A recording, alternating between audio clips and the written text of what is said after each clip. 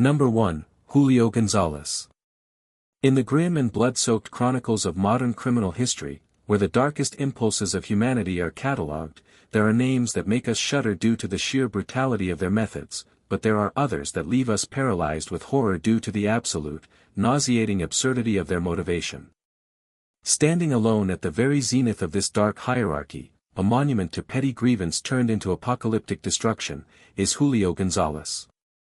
He was not a criminal mastermind commanding a legion of assassins, nor was he a terrorist driven by a warped political ideology. He was merely a failed man with a bruised ego who single-handedly orchestrated the deadliest mass murder in New York City history prior to the events of September 11th. What makes this case a permanent scar on the soul of the city, a nightmare that refuses to fade, lies not only in the staggering figure of 87 lives extinguished in an instant, but in the sickeningly cheap price tag attached to the slaughter, a plastic container scavenged from a trash can, a short walk in the dark, and exactly $1 worth of gasoline. To truly comprehend the suffocating weight of this tragedy, we cannot simply glance at cold statistics, we must travel back in time, descending into the thick atmosphere of smoke, pounding bass, and fragile hope that defined the Bronx in the early 1990s. The stage for this nightmare was 1959, Southern Boulevard, a dilapidated two-story structure nestled among the struggling immigrant blocks. The second floor of this building housed a social club known as Happy Land. To the city authorities, it was a festering sore, an illegal, unlicensed venue that had already been ordered to close due to catastrophic fire code violations. But to the local Honduran and Garifuna immigrant community, laborers, housekeepers, and dishwashers who toiled for 12 hours a day in the shadows of the American dream, Happy Land was their only sanctuary. It was the one place they could retreat to on a Saturday night to wash away the grime of survival, to hear the rhythms of their homeland, to speak their mother tongue, and to find a fleeting sense of warmth in a cold city. On the fateful night of March 25, 1990, the atmosphere inside Happy Land was at its most vibrant, packed with over 100 people swaying to the beat of soca and reggae, celebrating birthdays and life, completely unaware that they were dancing inside a giant concrete coffin waiting for someone to seal the lid. The architecture of the building was the killer's silent and most ruthless accomplice. The entire club was situated on the second floor, and the only lifeline connecting those 100 souls to the street below was a single, narrow staircase leading down to a cramped foyer. There were no fire escapes, no alarm systems, and no sprinkler systems. Crueler still, in a short-sighted effort to prevent people from sneaking in without paying or passing drinks out to the street, the club's owner had turned the venue into an inescapable trap by bricking over the windows or sealing them with heavy iron bars. At the rear of the building, a metal roll-down gate was locked tight, its opening mechanism a mystery in the dark. Happy Land was, in the most literal sense, a sealed furnace with only one mouth, and on that night, Julio Gonzalez decided to feed that mouth with fire. The central figure of this tragedy, Julio Gonzalez, was a 36-year-old Cuban refugee who had arrived in the U.S. during the Mariel boat lift of 1980 with dreams that had long since curdled into unemployment, isolation, and psychological instability. He was entangled in a volatile relationship with Lydia Gonzalez, a strong-willed woman working the coat check at the club. Lydia had decided to end their toxic cycle to find peace, but to Julio, a narcissist with a pathological need for possession, her rejection was not the end of a romance, it was an intolerable betrayal, a mortal wound to his fragile masculinity. Around 3 a.m., drunk and belligerent, Julio stumbled into Happy Land. He didn't come to dance, he came to reclaim his property. He cornered Lydia at her station, screaming abuse and demanding she take him back. The argument escalated until the club's bouncer intervened, doing his duty by physically forcibly removing Julio and throwing him onto the cold sidewalk in front of a crowd of onlookers. Standing alone in the chill of the Bronx night, rejected by the woman he claimed to love and tossed into the street like garbage by another man, Julio Gonzalez's mind fractured and reassembled itself into the shape of a monster. The public humiliation triggered a mechanism of total annihilation in his brain. He stood up, dusted off his clothes, pointed a finger at the building vibrating with music, and screamed a death sentence that no one inside could hear, "I'm coming back. I'm going to shut this place down." Instead of going home to sleep off the shame, he began to execute his plan with the terrifying calm of a man who has lost his humanity. He walked 2 blocks to an all-night Amaco gas station. Security cameras later captured him scavenging a discarded plastic oil container from a trash bin. He walked to pump number 4 and performed the deadliest transaction in criminal history. He purchased $1 worth of gasoline. It was a trivial, pathetic amount of fluid, but in the hands of a man consumed by rage and directed at a confined space, it became a weapon of mass destruction. The clock struck 3:40 a.m. when Julio returned to Happy Land, the plastic jug heavy in his hand. He entered the deserted ground floor foyer, separated from the joy upstairs by that single red-carpeted staircase. He had no intention of going up to face anyone, he understood his strategic advantage. With lethal precision, he began to pour. He didn't splash the gas randomly, he soaked the stairs, the carpet, and the only exit, creating a pool of liquid death that severed the only escape route for the 92 people above. The acrid smell of gasoline rose sharply, but tragically, the thumping music, the thick cigarette smoke, and the smell of alcohol upstairs masked the warning signs. Julio stepped back to the doorway, calmly struck 2 matches, and threw them into the fuel. The physical reaction was instantaneous and cataclysmic.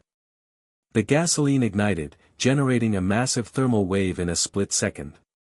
Because the staircase was narrow and enclosed like a tube, a phenomenon known as the chimney effect occurred. The stairwell sucked in oxygen from the open front door, feeding the fire and propelling a column of flame and superheated gas straight up to the second floor with the speed and roar of a jet engine. In a single heartbeat, the only way out became an impassable wall of fire. Upstairs, hell arrived without a knock. The DJ saw the black smoke billowing up, he screamed a warning and cut the music. The building's electrical system melted instantly, plunging the club into chaotic darkness, illuminated only by the demonic red glow rising from the stairs. Primal panic took hold. Driven by the survival instinct, the crowd surged toward the stairs, but the heat wave beat them back, melting skin and synthetic clothing instantly. Realizing the front was blocked, the stampede turned toward the back of the room, bodies colliding in the pitch black. They threw themselves at the windows, smashing them with chairs and bare fists, desperate for a breath of cold air. But their desperation was met with the dull thud of solid brick and immovable iron. They realized the horrifying truth, they were trapped in a concrete coffin. And then, the true killer arrived. It wasn't the fire itself, but the smoke. The burning carpet, paint, and gasoline produced massive quantities of carbon monoxide and hydrogen cyanide. In the sealed room, the oxygen levels dropped to near zero. The victims inhaled the toxic fumes and lost consciousness within seconds, their bodies collapsing before their brains could even register the pain of burning. In less than 3 minutes, the screaming stopped, replaced by the heavy, suffocating silence of the tomb. When firefighters breached the doors, they were met with a scene that would haunt them for the rest of their lives. The floor was gone, covered entirely by a carpet of humanity. 87 bodies lay piled upon one another.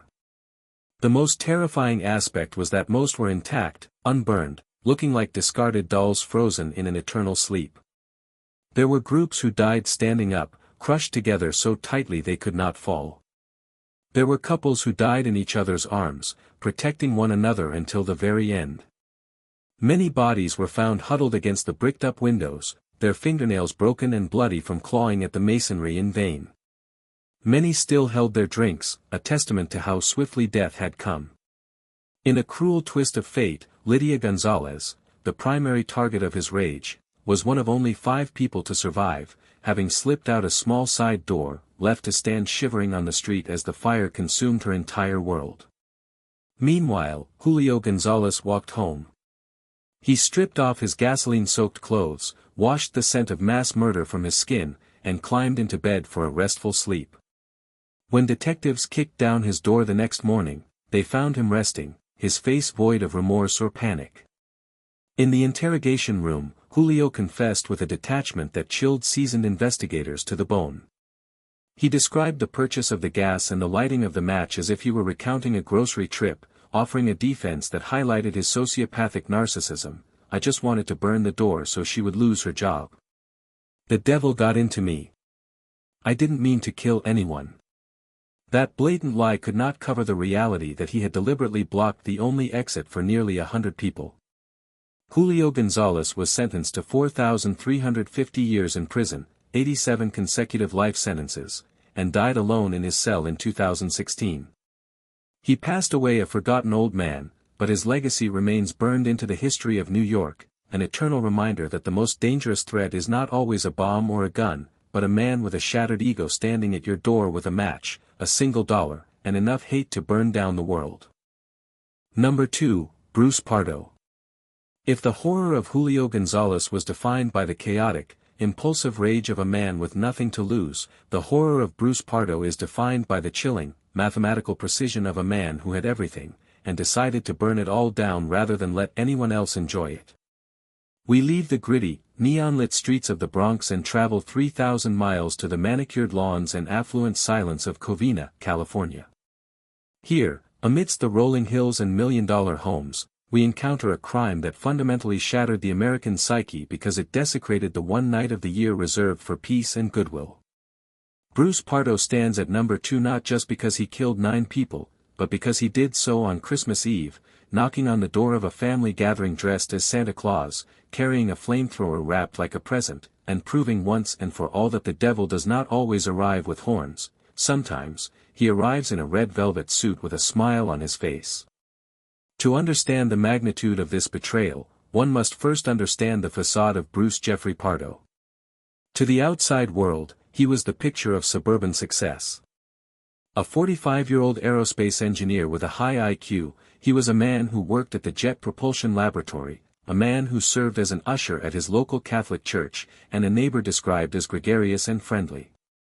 But beneath the polished exterior of the gentle giant lay a festering pit of narcissism and resentment. Pardo's life had begun to unravel a week before Christmas in 2008, when a divorce court finalized his separation from his wife, Sylvia Pardo. The settlement was standard. He was ordered to pay modest spousal support and, in a detail that obsessed him, he lost custody of the family dog. But for a man like Pardo, who viewed people as possessions and status as oxygen, this was not a legal ruling, it was a declaration of war. He didn't snap in a moment of passion, he began to plan his revenge with the cold calculation of the engineer he was. He liquidated his assets, he booked a getaway flight to Canada, and he began to construct a machine of death in his garage. The stage for the atrocity was 1129, East Knollcrest Drive, the home of Sylvia's parents, Joseph and Alicia Ortega.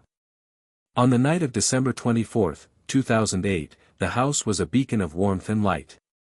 Inside, 25 members of the Ortega family were gathered for their annual Christmas Eve party.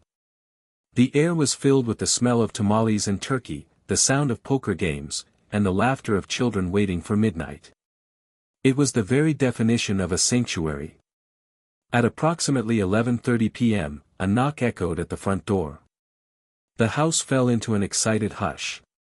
The children, peering out the window, saw a massive figure in a red suit and a white beard standing on the porch. A shout went up, "Santa is here." 8-year-old Katrina Yusufpolsky, Sylvia's niece, raced to the door. In her innocent mind, the man on the porch was a bringer of magic. She swung the door open, her face beaming with expectation. But the man standing there was not St. Nicholas. It was Bruce Pardo, armed with 2 9mm semi-automatic handguns and a massive, rectangular package that contained a homemade flamethrower fueled by high-octane racing gasoline. He didn't say, "Merry Christmas." He didn't say a word. As the little girl looked up at him, Pardo raised a handgun and shot her directly in the face. The crack of the gunshot shattered the holiday atmosphere like a hammer hitting glass. As Katrina collapsed, miraculously surviving the initial wound, Pardo stepped over her small body and entered the home. The transformation was absolute. The symbol of generosity became the angel of death.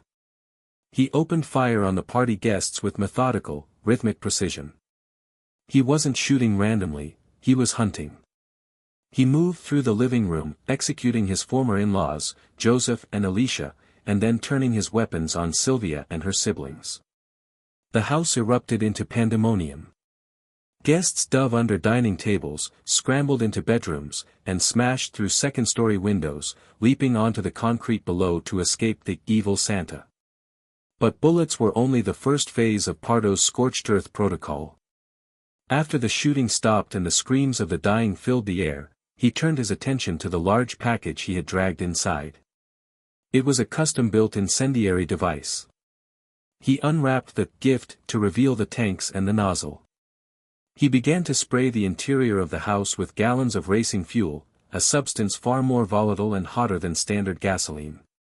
He coated the furniture, the Christmas tree, and the bodies of his victims. He intended to burn the house down to erase the evidence, or perhaps, in his twisted logic, to erase the very memory of the family that had rejected him. However, in his arrogance, the engineer had made a miscalculation. The house was closed up tight against the winter chill, and the fumes from the racing fuel filled the room instantly, creating a vapor cloud of immense density. When Pardo finally ignited the flame, he didn't get a slow burn, he got a vapor explosion. A massive blast blew out the back of the house and sent a shockwave through the neighborhood.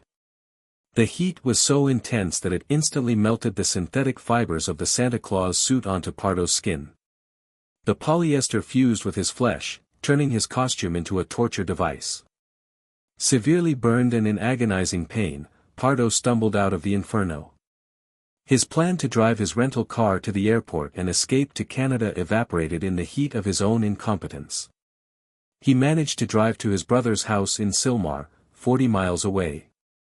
There, alone in a dark room, peeling the melted red fabric from his charred skin, Bruce Pardo realized there was no way out. He put one of his handguns to his head and pulled the trigger. Back on Knollcrest Drive, the Ortega home burned with such ferocity that it took 80 firefighters an hour and a half to extinguish the flames. When the smoke cleared, 9 bodies were recovered from the ashes. Because of the intensity of the heat, they had to be identified by dental records. In a single hour, Pardo had created 16 orphans and wiped out 3 generations of a loving family.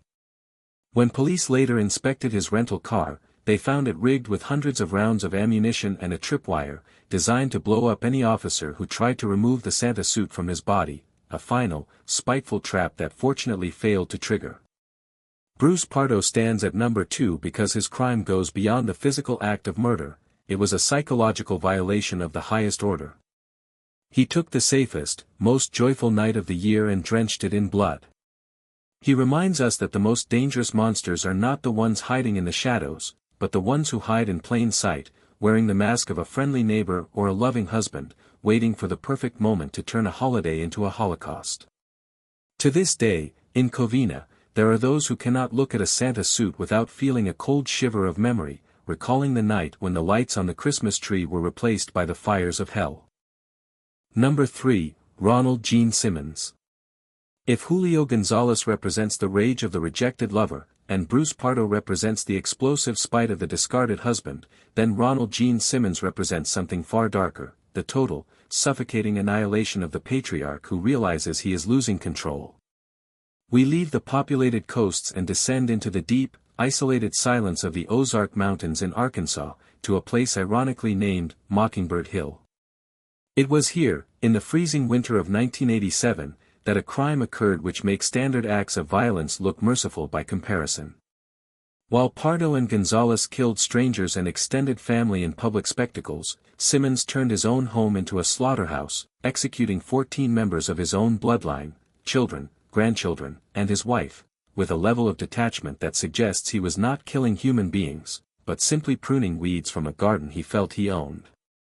He stands at number 3 because his rampage holds the record for the deadliest family annihilation in United States history, a systematic purge driven by a twisted, incestuous obsession and a refusal to let the women in his life exist without his permission. To understand the monster of Mockingbird Hill, one must look into the eyes of Ronald Gene Simmons, a retired Air Force Master Sergeant with a rigid, authoritarian soul. To the few neighbors who saw him, he was a ghost, a man who built a fortress of dirt walls around his property, kept his children out of school, and ruled his family with the iron fist of a dictator. But behind the walls of his dilapidated mobile home, a sickening secret was festering. Simmons was not just a strict father, he was a predator. He had groomed and sexually abused his own daughter, Sheila, for years, eventually fathering a child with her. This incestuous, possessive love was the core of his existence.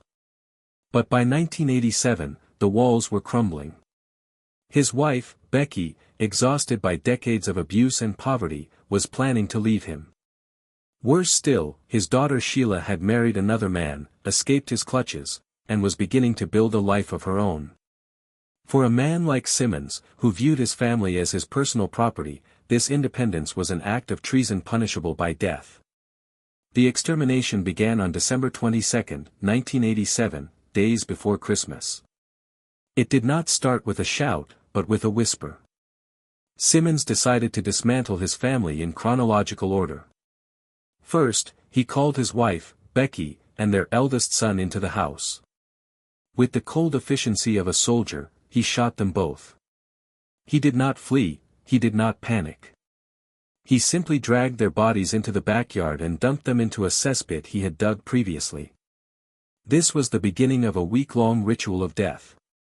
Over the next few days, he waited.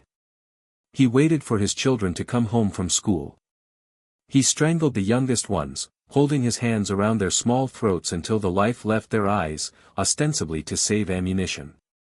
He drowned his 3-year-old granddaughter in a rain barrel. One by one, as his family members ceased to exist, he stacked their bodies in the house or buried them in the mud, treating them like discarded luggage. The true horror of Mockingbird Hill, however, came on December 26. The surviving adult children, including his obsession, Sheila, were invited to the house for a belated Christmas celebration. They arrived with their spouses and their babies, unaware that their mother and siblings were already rotting in the backyard. Simmons welcomed them in.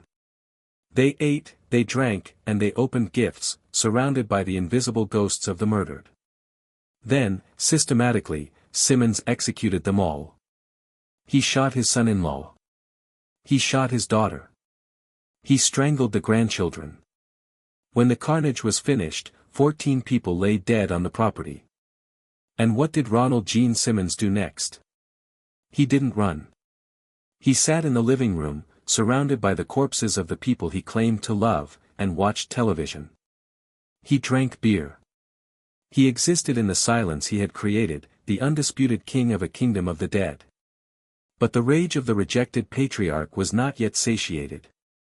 On the morning of December 28, after living with the bodies for days, Simmons drove into the nearby town of Russellville. He walked into a law office where a receptionist, a woman he had been infatuated with but who had rejected his advances, worked. He shot and killed her. He then went to an oil company where he had been a former employee and shot 2 more people, killing one. His rampage finally ended when he simply sat down in the office, placed his gun on the desk, and waited for the police to arrive. He had killed 16 people in total. When the authorities finally excavated the grounds of Mockingbird Hill, the hardened investigators wept. They found bodies of babies wrapped in plastic, they found the wife who had tried to escape buried under leaves. Ronald Gene Simmons never showed a flicker of remorse. In his twisted mind, he had saved them. He had destroyed them to prevent them from leaving him. He was sentenced to death and executed by lethal injection in 1990, the quickness of his legal processing being the only mercy in this entire sordid tale. Ronald Gene Simmons stands at number 3 because he forces us to confront the terrifying reality of domestic control. He proves that the most dangerous place on earth is not a dark alley or a battlefield, but a home where love has mutated into a malignant, suffocating obsession that demands total possession, even if it means possessing nothing but corpses. Number 4, Betty Broderick. If the previous entries on this list were explosions, sudden, violent, and chaotic, then the story of Betty Broderick is a slow-acting poison, administered drop by drop over the course of 20 years until it finally stopped the heart of a family. We travel to La Jolla, California, one of the wealthiest and most exclusive enclaves in the United States. It is a place of endless sunshine, Jaguar convertibles, and multi-million-dollar oceanfront estates. In the 1980s, Dan and Betty Broderick were the king and queen of this paradise. They were the couple everyone envied. Dan was a brilliant, high-powered medical malpractice attorney earning over $1 million a year. Betty was the beautiful, perfect society wife who managed their sprawling home and raised their 4 children. But beneath the surface of country club dinners and designer gowns, a war was brewing, a psychological war so vicious, so prolonged, and so complete that it would end with 2 people dead in a bedroom and a third locked in a cell for the rest of her life.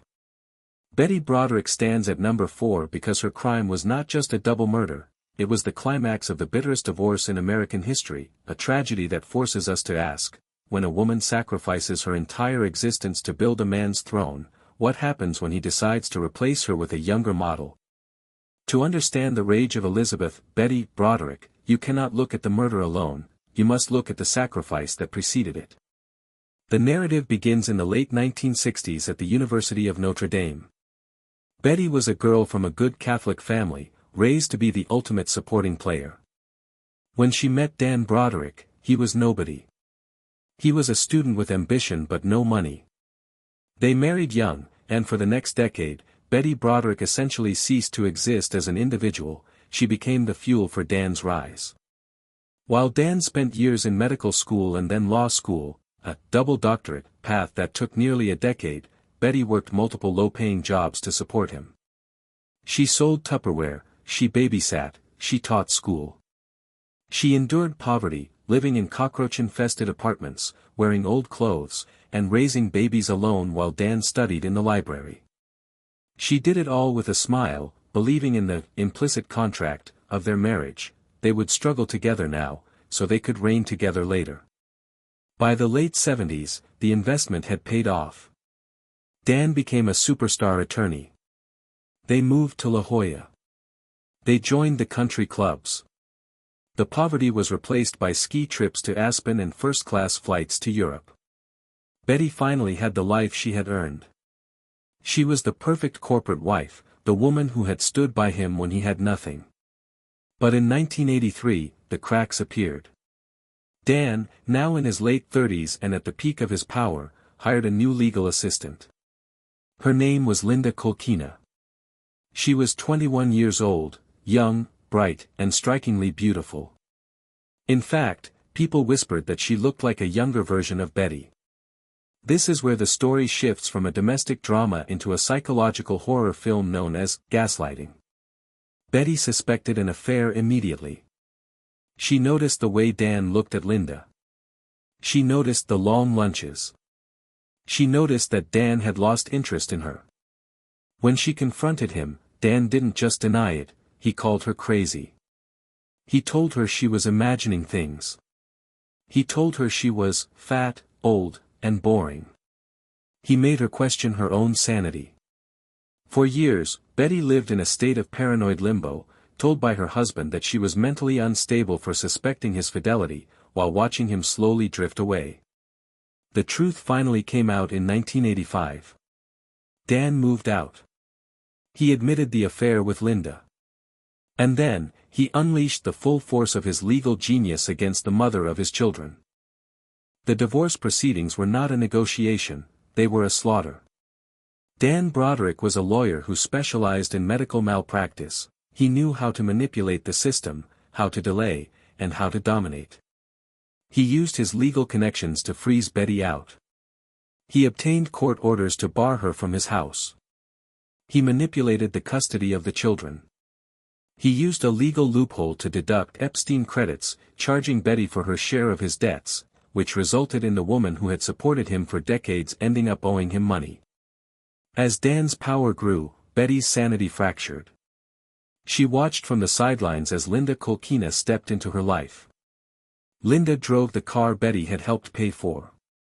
Linda lived in the house Betty had decorated. Linda became the stepmother to the children Betty had raised. The humiliation was total. Betty didn't handle it with grace, she handled it with fury.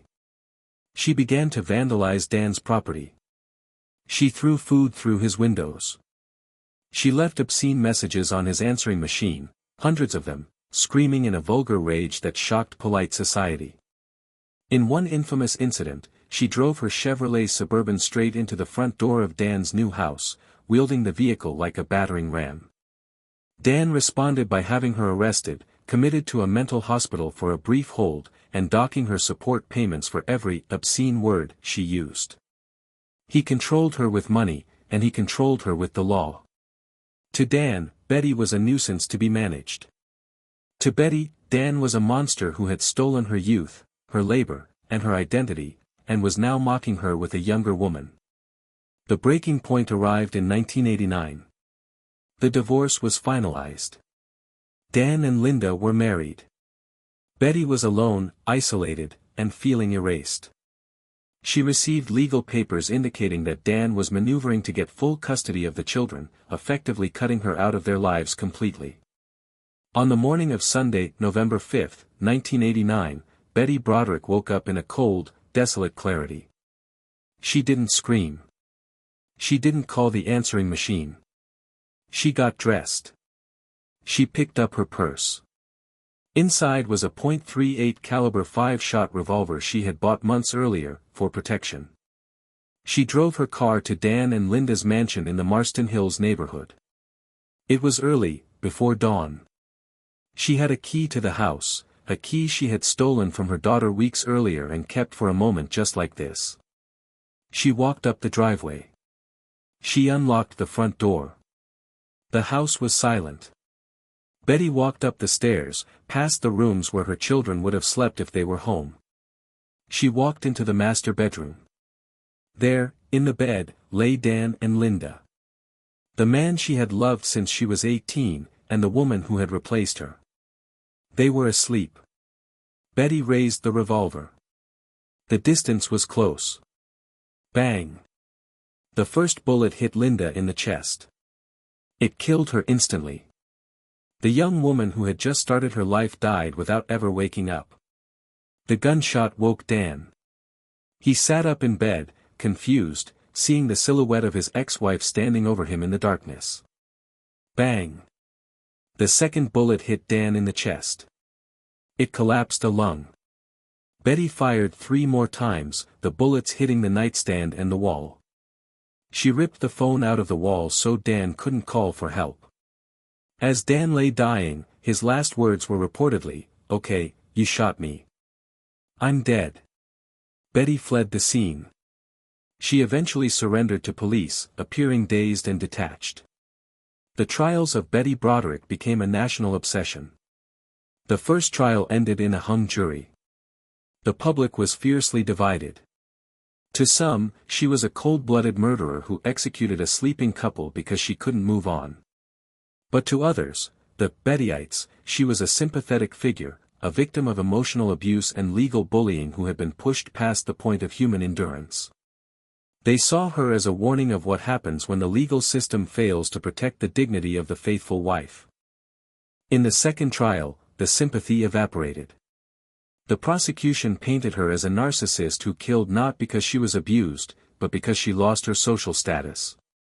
She was convicted of 2 counts of second-degree murder. Betty Broderick was sentenced to 32 years to life in prison. She remains incarcerated at the California Institution for Women. She has been denied parole multiple times, with the board citing her lack of remorse and her continued belief that she was the true victim. Betty Broderick stands at number 4 because her story is the ultimate tragedy of the implicit contract of marriage. She proves that when love turns to hate, it doesn't just fade away, it calcifies into something lethal. She gave Dan Broderick the best years of her life, and when he tried to take the rest of them, she took his life in return.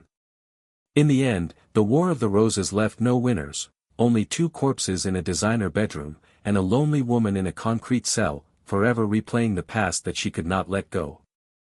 Number 5, Campo Elias Delgado. If Betty Broderick was the explosion of a domestic pressure cooker, confined within the walls of a marriage, then Campo Elias Delgado was a nuclear meltdown that irradiated everything in its path. In the annals of spree killers, he stands as a singular, haunting enigma, a man of high culture, extreme intelligence, and military discipline who transformed a quiet Thursday evening in Bogotá into a scene reminiscent of the war zones he had once patrolled. Delgado stands at number 5 because his rampage was not driven by the chaotic impulse of a thug, but by the cold, clinical despair of a man who had declared war on humanity itself. His weapon of choice was not a bomb or a machine gun, but a simple .32 caliber revolver and a hunting knife, tools he used with such terrifying efficiency that he managed to extinguish 29 lives and wound 12 others in a single evening. To understand the magnitude of the Pozzetto massacre, we must strip away the sensationalism and look into the eyes of the man who sat at the center of the storm, a 52-year-old Vietnam War veteran, a scholar of literature, and a man locked in a suffocating, Oedipal nightmare with his own mother. To the neighbors in his apartment complex on Carrera 7, Campo Elias Delgado was a ghost in a trench coat. He was a man out of time and place. Born in Colombia but forged in the fires of the United States Air Force and later the Army, he had served 2 tours in Vietnam. He had seen the heart of darkness in the jungles of Southeast Asia, and he had returned to Bogotá not as a hero, but as a hollow shell. He was a man of contradictions. He taught private English lessons and studied French literature at the university, yet he carried the rigid, paranoid bearing of a soldier behind enemy lines. He lived with his mother, Rita Elisa Delgado, in a claustrophobic apartment. Their relationship was a toxic web of dependence and hatred. Friends later recalled that Delgado spoke of his mother with a mixture of reverence and absolute loathing, blaming her for his inability to form relationships with other women, for his failures, and for his loneliness. He was the classic incel, before the term existed, a man who felt rejected by women, isolated by society, and betrayed by his own blood. The fuse of this human bomb was lit on the afternoon of December 4, 1986. It is said that the trigger was a simple argument with a female student he was tutoring, a rejection that echoed a lifetime of failures. But the true catalyst was likely much deeper, a final fracture in his psyche that told him the time for talk was over. Delgado returned to his apartment at apartment 304. The atmosphere inside was heavy with the silence of decades of resentment. At around 3 p.m., he walked up behind his mother, the woman who had given him life and whom he viewed as the architect of his misery. He did not scream, he did not rant. In a moment of terrifying intimacy, he wrapped his hands around her head and stabbed her in the neck. He killed her quietly. He then wrapped her body in newspaper, doused it with gasoline, and set it on fire, a symbolic act of erasing his origin. But the fire in the apartment was merely a beacon. Delgado was not finished, he was just beginning. He grabbed his briefcase, inside of which lay his revolver, hundreds of rounds of ammunition, and, in a detail that feels too literary to be true, a copy of Robert Louis Stevenson's The Strange Case of Dr. Jekyll and Mr. Hyde. He walked out into the hallway of the building. He did not flee. He began to hunt. He rang the doorbell of apartment 303. 2 female students, innocent neighbors who had likely exchanged pleasantries with him in the elevator, opened the door.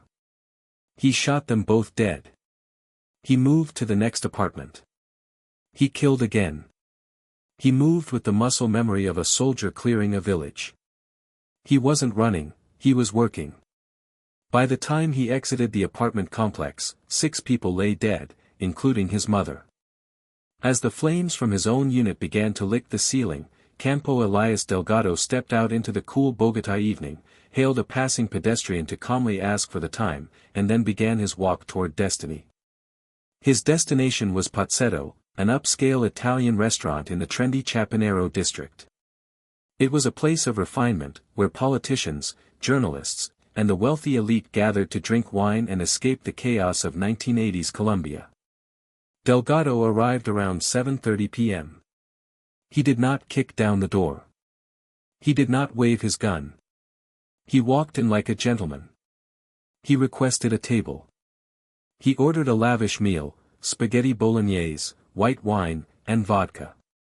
For over an hour, he sat there, eating slowly, watching the families and couples around him. He was the wolf sitting at the table of the sheep. Witnesses later recalled that he looked utterly calm, a man at peace with the world. He even engaged the waiters in polite conversation. He was savoring his last meal, and perhaps, savoring the godlike power of knowing that he held the lives of everyone in the room in his briefcase. At approximately 9:15 p.m., Delgado finished his wine. He went to the restroom to splash water on his face. When he returned, he didn't go back to his seat. He stood near the bar, opened his briefcase, and withdrew the .32 caliber revolver. The massacre that followed was a masterclass in cruelty. Delgado did not spray bullets wildly like an amateur. He fired with rhythm and precision.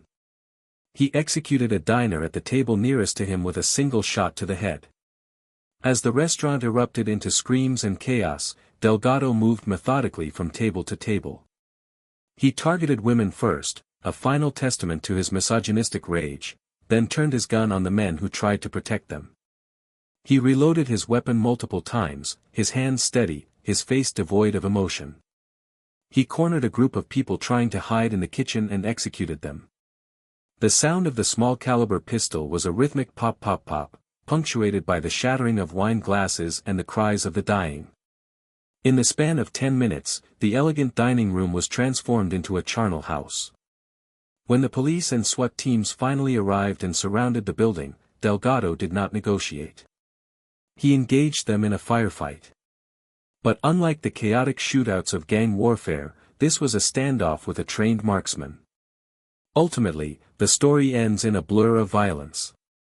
Some reports say he was killed by a police sniper, others, and the autopsy supports this, suggest that once he was wounded and cornered, Campo Elias Delgado turned his weapon on himself, delivering the final judgment that he felt only he was entitled to make.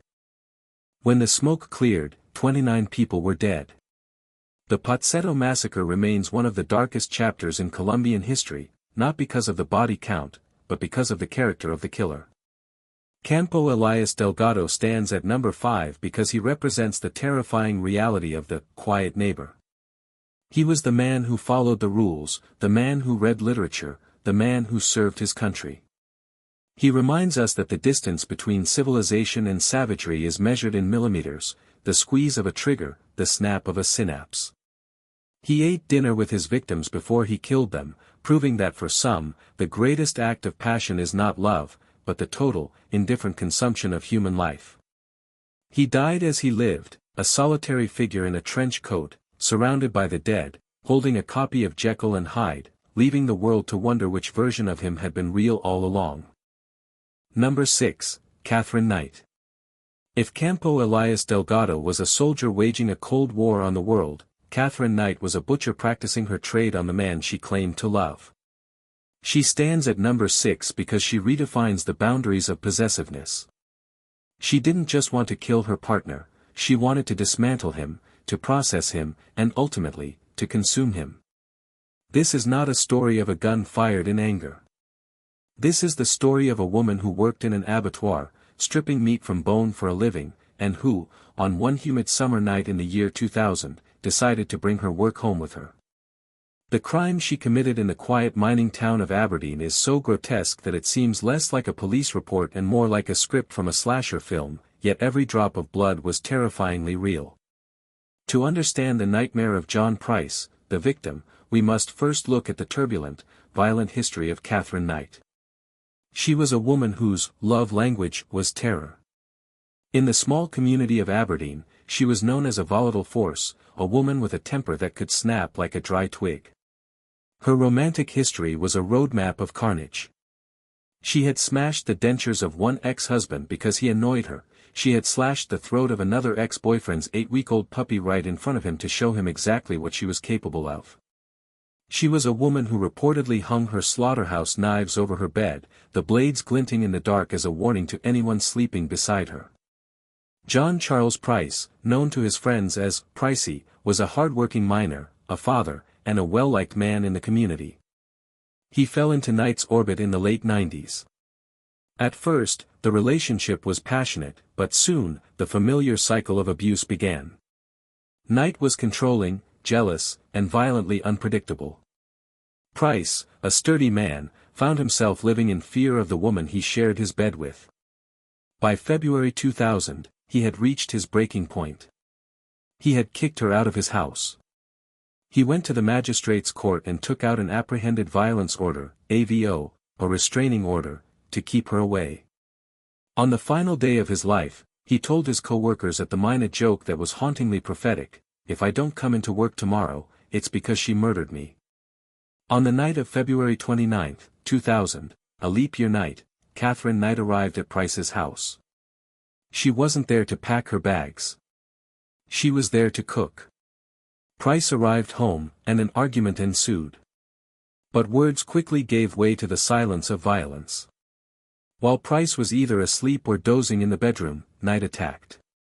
She didn't use a pistol or a poison, she used a boning knife, a tool she wielded with the terrifying familiarity of a professional. She stabbed John Price 37 times. He woke up. He fought for his life. The struggle was brutal, blood splattered the walls and the ceiling as Price tried to reach the front door, leaving a trail of red handprints in the hallway. But he could not escape the woman who knew exactly where to cut. He died on the floor of his own home, drowning in his own blood. But for Catherine Knight, death was not the end, it was merely the beginning of the process. Drawing upon her years of experience in the slaughterhouse, Knight proceeded to do the unthinkable. With the cold precision of a shift worker, she skinned John Price. This was not a frenzied, messy act, it was a skilled flaying. She removed his skin in one large, almost complete pelt. She then took this suit of skin and hung it from a meat hook on the architrave of the living room door, where it swayed in the draft like a macabre curtain, watching over the hallway. She then decapitated him. She took his head into the kitchen. She placed it in a large soup pot on the stove. She added water, vegetables, potatoes, pumpkin, cabbage, zucchini, and she turned on the gas. As the night wore on, the soup began to boil. But the horror had one final, nauseating layer. Catherine Knight set the dining room table. She laid out placemats. She put out silverware. She carved slices of meat from Price's buttocks, cooked them in the oven with gravy and vegetables, and plated 2 meals. Beside each plate, she placed a handwritten note with the names of John Price's children. She intended to serve their father to them for dinner when they came home. Fortunately, the neighbors, disturbed by the earlier noise, had called the police. The officers who arrived at the scene just before dawn were seasoned veterans, but what they walked into broke them. The smell of the cooking pot, the sight of the skin hanging in the doorway, the dinner plates waiting on the table, it was a tableau of madness that defied all comprehension. One officer later said the smell of that stew stayed with him for years. Catherine Knight was found in the house, heavily sedated on pills, claiming she didn't remember what happened.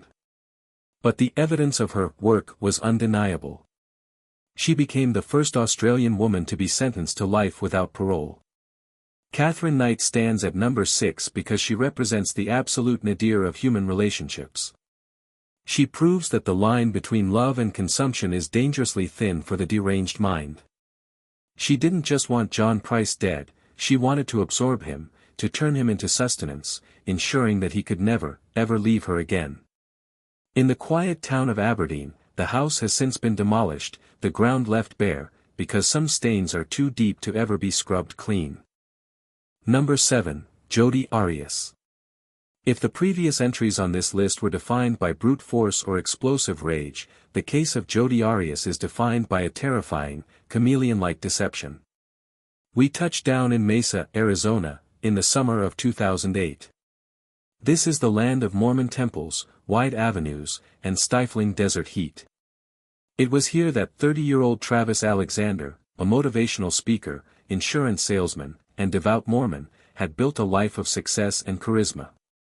He was the golden boy of his community, handsome, articulate, and seemingly destined for greatness. But Travis had a secret, a weakness that would ultimately cost him his life. He was entangled in a toxic, oscillating sexual relationship with a woman named Jodi Arias. She stands at number 7 because she represents the archetype of the stage 5 clinger, evolved into a butcher. Her crime was not a momentary snap, it was a premeditated execution disguised as a romantic visit, a slaughter so frenzied and excessive that the medical examiner would later struggle to determine which of the 3 fatal mechanisms actually killed the victim first. To understand the dynamic, one must look at the year leading up to the murder. Travis and Jodi were a collision of opposites. Travis was public-facing and religious, Jodi was drifting, intense, and molded herself to be whatever he wanted. She converted to Mormonism for him. She read the books he liked. She became his shadow. But when Travis tried to end the relationship, realizing that her possessiveness was suffocating, Jodi did not accept the breakup. She slashed his tires. She hacked his Facebook. She slept in his closet to watch him sleep. She became the ghost in the machine of his life. Travis, trapped by his own physical attraction to her and his inability to set hard boundaries, continued to see her for sexual encounters, unaware that he was feeding a beast that was slowly starving for total control. The endgame began in early June 2008. Jodi Arias, living in California, told friends she was not traveling. But in secret, she rented a white Ford Focus. She borrowed gas cans, filled them up in California so she wouldn't have to stop at gas stations in Arizona and leave a credit card trail. She dyed her blonde hair brown. She turned off her phone. She was erasing herself from the grid. This was not a lover coming for a visit, this was a commando operation. She drove through the night, across the desert, arriving at Travis's home in Mesa on June 4. What happened next is one of the most documented murders in history, thanks to a small, accidental witness, a digital camera. Jodi and Travis spent the afternoon in bed. The camera captured them in intimate moments, smiling, looking for all the world like a happy couple. The timestamps show a progression of normalcy. At around 5:30 p.m., they moved to the master bathroom. Travis decided to take a shower. The camera captured him standing in the glass stall, naked, water streaming down his back, looking over his shoulder at Jodi. In the final photo, he is looking at the lens with a relaxed, vulnerable expression. He felt safe. He was naked, wet, and trapped in a glass box with the woman he thought loved him. Seconds after that shutter clicked, the camera was dropped. The illusion of romance shattered. Jodi Arias didn't just attack him, she unleashed a storm. She was armed with a .25 caliber pistol and a knife. The forensic reconstruction suggests a scene of absolute chaos. She likely shot him in the face first, the bullet traversing his sinus cavity but, miraculously, not killing him. Travis, confused, bleeding, and adrenaline dumped, tried to fight. He scrambled out of the shower. He struggled with her on the slippery tile floor. But Jodi was relentless. She stabbed him. And stabbed him. And stabbed him. 27 times. She plunged the knife into his back, his chest, his hands as he tried to grab the blade. This was not a quick kill, it was a frantic, intimate obliteration. Finally, as Travis slumped against the sink, bleeding out from 24 wounds, Jodi delivered the coup de grace. She grabbed his hair, pulled his head back, and slit his throat from ear to ear, severing the windpipe and the jugular, nearly decapitating him. The violence required to do this is staggering. It takes immense physical energy to stab a human being 27 times. It requires a level of rage that goes beyond passion and enters the realm of erasure. She didn't just want him dead, she wanted him unmade. But the true chilling nature of Jodi Arias revealed itself in the minutes after the slaughter. Standing in a bathroom that looked like the set of Psycho, covered in the blood of the man she loved, she didn't call 911. She didn't collapse in grief. She started cleaning. She tried to wipe up the blood. She took the camera, the witness to the crime, and threw it into the washing machine with the bloody towels, running a cycle with bleach, hoping to destroy the images. She cleaned herself up, got in her rental car, and drove away. She drove into the desert, dumped the gun, and then, in a detail that defies belief, she continued on a pre-planned trip to Utah to visit another love interest. Within 24 hours of butchering Travis, she was smiling, flirting, and acting like a woman without a care in the world. When Travis's body was found days later by friends, decomposing in the shower, the police quickly focused on Jodi. Her behavior during the investigation and subsequent trial turned the case into a global circus. First, she claimed she wasn't there. Then, when the camera images were recovered from the washing machine, the bleach failed to destroy the memory card. She changed her story. It was two masked intruders, ninjas, who broke in and killed him while she hid. Finally, she settled on self-defense, claiming Travis was an abuser and she had to kill him to survive. She sat in the courtroom for weeks, wearing glasses she didn't need to look more studious, testifying for 18 days. She did handstands in her holding cell. She sang during interviews. She sold tracings of her hands on the internet from prison. She reveled in the spotlight, showing a narcissism that rivaled the worst serial killers. Jodi Arias stands at number 7 because she is the ultimate Black Widow of the millennial generation. She proves that a soft voice and a pretty face can hide a void where a soul should be. She documented her own crime, leaving behind a digital trail of breadcrumbs that led straight to the monster in the mirror. Travis Alexander died because he tried to say no to a woman who only understood yes. In the end, Jodi got exactly what she wanted. She possesses him forever now. His name will never be spoken without hers attached to it, a parasitic immortality forged in blood and pixels. Number 8, Diane Downs. If Jodi Arias is the face of the obsessive girlfriend who destroys the man she can't have, Diane Downs is the face of the narcissistic mother who destroys the children she doesn't want, all to please a man who never asked for the sacrifice. She stands at number 8 because she shattered the universal archetype of the protective mother. In the animal kingdom, a mother will fight to the death to save her offspring. Diane Downs fought to the death to eliminate hers. Her crime was not a moment of psychosis or a snap of mental illness, it was a cold, calculated business decision. She wanted to be with a man who didn't want children, and in her sociopathic logic, the solution was simple: the children had to go.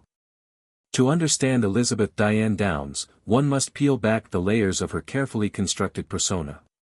In 1983, she was 27 years old, a postal worker with a bright smile, a bubbly personality, and a chaotic personal life. She was a woman who thrived on attention, a person who viewed herself as the heroine of a romance novel that hadn't yet found its happy ending. That ending, she believed, lay in the arms of a married man named Robert Knickerbocker. He was her obsession. But Robert had made it clear, he did not want a ready-made family. He didn't want the burden of her 3 children, 9-year-old Christy, 7-year-old Cheryl, and 3-year-old Danny. For a normal mother, this would mean the end of the affair. For Diane Downs, it meant the end of the children. The night of May 19, 1983, began with a chilling normalcy. Diane packed her 3 children into her red Nissan Pulsar. She told them they were going for a ride. The sun set, and the car wound its way onto the desolate stretches of Old Mohawk Road, a rural path surrounded by dense forest and silence. Inside the car, the classic 80s hit, "Hungry Like the Wolf," by Duran Duran was playing on the stereo, a song that Diane would later tap her foot to in police interviews, a disturbing detail of her detachment. When the car reached a secluded spot, Diane pulled over. She didn't stop to check a tire or look at the stars. She stepped out of the vehicle into the cool night air. She walked to the trunk and retrieved a .22 caliber semi-automatic pistol. What happened next is a scene of intimacy turned into horror. Diane walked back to the car. She leaned into the window where her children were resting. She didn't scream, she didn't hesitate. She aimed the weapon at her own flesh and blood. She shot 7-year-old Cheryl 3 times. Cheryl died instantly, curled up on the floorboard. She shot 3-year-old Danny in the back, paralyzing him from the waist down. She shot 9-year-old Christy in the chest, the bullet causing a stroke that would rob the little girl of her speech. Then, to complete the tableau of the victim, Diane shot herself in the left forearm, a superficial flesh wound designed to make her story credible. But the true horror of Diane Downs isn't just the shooting, it is the drive that followed. With her daughter dead and her other 2 children bleeding and screaming in agony in the back seat, Diane got back behind the wheel. She didn't race to the hospital. Witnesses and time-distance calculations later revealed that she drove slowly. She took her time. She was waiting for them to die so she could arrive at the emergency room as a tragic, childless widow ready to start a new life. When she finally pulled into the Mackenzie Willamette Hospital, she put on the performance of a lifetime. She screamed for help, claiming that a bushy-haired stranger had waved her down on the road and opened fire on her family. She played the part of the hysterical mother, but the nurses and doctors noticed something was wrong. Her eyes were dry. Her pulse was calm. And when she called Robert Knickerbocker from the hospital, she didn't talk about her dead child, she spoke to him with a calm, almost flirtatious tone. As the police investigation tightened around her, Diane Downs didn't hide, she basked in the spotlight. She gave television interviews, smiling for the cameras, reenacting the shooting with bizarre enthusiasm. She seemingly forgot that she was supposed to be grieving. She became pregnant again before her trial, a calculated move to garner sympathy from the jury. But she made one fatal mistake, she underestimated the resilience of her daughter, Christy. The trial of Diane Downs in 1984 featured one of the most dramatic moments in American courtroom history. 9-year-old Christy, who had survived the bullet and the stroke, was wheeled into the courtroom. She could barely speak, terrified of the woman sitting at the defense table. But when the prosecutor asked her who shot her, Christy didn't point to a bushy-haired stranger. She raised her trembling hand and pointed directly at her mother. That gesture sealed Diane's fate. She was convicted and sentenced to life in prison plus 50 years. Diane Downs stands at number 8 because her crime is the ultimate betrayal of biology. She murdered for a lover who didn't even want her that much. She shows us the darkest side of romantic obsession, the point where love for a man becomes a cancer that devours everything else, including the sacred bond between a mother and her child. Today, she sits in a cell, still claiming her innocence, a frozen relic of the 80s, while the children she tried to destroy grew up to prove that evil does not always get the final word. Number 9, Stephanie Lazarus. If Diane Downs was a criminal who craved the spotlight, Stephanie Lazarus was a criminal who mastered the shadows. She stands at number 9 because she committed the perfect murder, or so she thought. For over 2 decades, she walked free. She didn't flee to Mexico, she didn't change her name. She stayed right in Los Angeles, rising through the ranks of the LAPD, becoming a respected art theft detective, investigating crimes by day while hiding a monster in her own reflection. Her story is a chilling study in compartmentalization, the ability to lock a dark secret in a mental vault and throw away the key. But as every detective knows, evidence never truly disappears, it just waits. The tragedy centers on a classic love triangle, but with a fatal twist. In the early 80s, Stephanie Lazarus was a young, athletic patrol officer. She was infatuated with a man named John Rutan. To John, Stephanie was a friend with benefits, a casual college fling. To Stephanie, John was the love of her life. The dynamic shattered when John met Sherry Rasmussen. Sherry was everything Stephanie was not. She was a critical care nurse director, tall, glamorous, successful, and confident. John fell in love with Sherry, and they were married. For Stephanie, this wasn't just a breakup, it was a usurpation. She didn't take it quietly. She showed up at their engagement party uninvited. She pleaded with John to dump Sherry. She even awoke Sherry one night by knocking on their door in uniform, marking her territory. But John and Sherry moved on, believing Stephanie was just a nuisance, an annoyance in the rearview mirror of their happiness. February 24, 1986. A Monday morning in Van Nuys, California. John Rutan left for work. Sherry Rasmussen stayed home, feeling under the weather. That decision sealed her fate. Sometime mid-morning, Stephanie Lazarus arrived at the condo. We know she was there because she brought her rage with her. She didn't break in, she likely talked her way in or used her police authority to gain entry. What happened next was a brutal, primal fight to the death. Sherry was an athlete, a strong woman, and she didn't go down easily. The condo became a battlefield. A heavy vase was smashed over Sherry's head. The struggle moved from the living room to the floor. But Stephanie had training. And Stephanie had a gun. She pulled her off-duty weapon, a .38 caliber revolver. She wrapped the gun in a thick blanket to muffle the sound, a tactic of a premeditated executioner, not a crime of passion. She pressed the barrel against Sherry's chest and pulled the trigger 3 times. Sherry Rasmussen died on her living room floor. But before she died, she left a map to her killer. In the heat of the struggle, Sherry had bitten her attacker on the arm. A deep, vicious bite. It was a final act of defiance. When the investigating detectives arrived, colleagues from the LAPD, men who wore the same uniform as Stephanie, they suffered from a fatal case of tunnel vision. They saw a drawer pulled out. They saw a stacked stereo. They concluded it was a botched burglary. 2 Latino men were blamed in the neighborhood. When Sherry's father, Nels Rasmussen, frantically told police, "Check the ex-girlfriend, the cop, she's been harassing them," the detectives dismissed him. They couldn't believe one of their own would do this.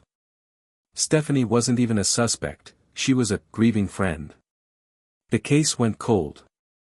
The file gathered dust. For 23 years, Sherry Rasmussen lay in her grave, while Stephanie Lazarus lived a full life. She got married. She adopted a daughter. She became a high-ranking detective, handling high-profile art theft cases. She sat in the break room with other cops, drank coffee, and complained about criminals, all while knowing she had gotten away with murder. But in 2009, the ghost of 1986 woke up. A cold case unit in Van Nuys decided to test the DNA evidence from the Rasmussen file. They found a saliva sample taken from the bite mark on Sherry's arm. In 1986, DNA testing didn't exist. In 2009, it was the gold standard. The lab returned a result: the killer was female. The 2 male burglars theory evaporated instantly. The detectives looked at the case file again. They saw the name, Stephanie Lazarus, in the notes from the victim's father. They realized the killer was likely sitting in an office just a few floors away at LAPD headquarters. But they couldn't just arrest a detective. They needed her DNA to match the bite. They set up a sting operation that plays like a Hollywood movie. Undercover officers followed Stephanie to a Costco. They watched her eat lunch. When she threw away a soda cup and a straw, they swooped in. They fished the trash out of the bin. The lab ran the test. The DNA on the straw matched the DNA in the bite mark. The probability was 1 in 1.7 sextillion. It was her. The arrest of Stephanie Lazarus is a masterclass in psychological warfare. They couldn't let her know she was a suspect, or she might lawyer up or fight back. So, 2 homicide detectives from the Robbery Homicide Division approached her at her desk. They told her, "Hey, we have a guy in custody for an art theft, he says he knows you. Can you come down to the interrogation room and help us out?" Stephanie, helpful and arrogant, walked right into the trap. She walked into the interrogation room not as a suspect, but as a fellow cop. She sat down, relaxed, chatting about work. Then, slowly, the detectives pivoted. They started asking about John Rutan. They asked about 1986. You can watch the video today. You can see the exact moment Stephanie realizes the game is over. Her body language shifts. She becomes defensive. She says, "I don't know, that was a million years ago." When they accused her of the murder, she didn't scream. She walked out of the room, trying to leave. But the door was locked. "Stephanie, you're under arrest." In 2012, Stephanie Lazarus was convicted of first-degree murder and sentenced to 27 years to life. She stands at number 9 because her crime is the ultimate betrayal of the badge. She used her skills to kill and her status to hide. She reminds us that sometimes, the deadly lover isn't the stranger lurking in the bushes, she's the officer standing on the other side of the yellow tape, nodding sympathetically while holding the secrets of the dead in her pocket. Number 10, Clara Harris. If Betty Broderick was the slow-motion car crash of a marriage, Clara Harris was the high-speed impact. She stands at number 10 because she represents the terrifying immediacy of rage.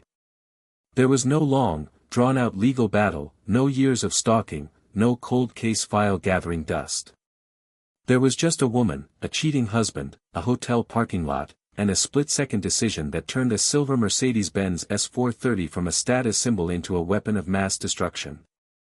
This is the story of the Mercedes murder, a case that gripped the world because it tapped into a primal fear, the idea that the person sleeping next to you is only one bad day away from running you over, literally. To understand the tragedy of July 24, 2002, you have to understand the height from which Clara Harris fell. She and her husband, David Harris, were the royalty of Nassau Bay, Texas. They were both dentists, David an orthodontist, Clara a general dentist, running a thriving empire of teeth and smiles. They lived in a mansion, they had money to burn, they had the respect of their community. Clara, a former beauty queen from Colombia, had fought hard to build this American dream. She was smart, driven, and fiercely protective of the life she had constructed. But David Harris, 44 years old and charming, had a wandering eye. He had begun an affair with his receptionist, Gail Bridges, a woman who represented the one thing Clara could not compete with, the thrill of the illicit. Clara suspected the affair. But she wasn't the type to sit at home and weep. She was a woman of action. On that humid July day, she hired a private detective agency, Blue Moon Investigations, to tail her husband. She wanted proof. But she got more than she bargained for. When the investigators called her to report that David and his mistress were currently checking into the Nassau Bay Hilton, the very hotel where David and Clara had been married 10 years earlier, something inside Clara snapped. The symbolism was too cruel. The betrayal was too geographical. She didn't wait for the lawyers. She grabbed her stepdaughter, Lindsay, David's daughter from a previous marriage, and jumped into her silver Mercedes. She drove to the Hilton. The scene in the hotel lobby was straight out of a soap opera, but with real-world stakes. Clara confronted David and Gail. There was screaming. There was shoving. Clara attacked the mistress, tearing at her clothes, humiliated and wild with grief. Hotel security intervened, escorting the group outside to the parking lot. The police were called, but the tragedy would outpace the sirens. David Harris walked his mistress to her Lincoln Navigator. He thought the fight was over. He thought he could just go home and smooth things over later, as he always did.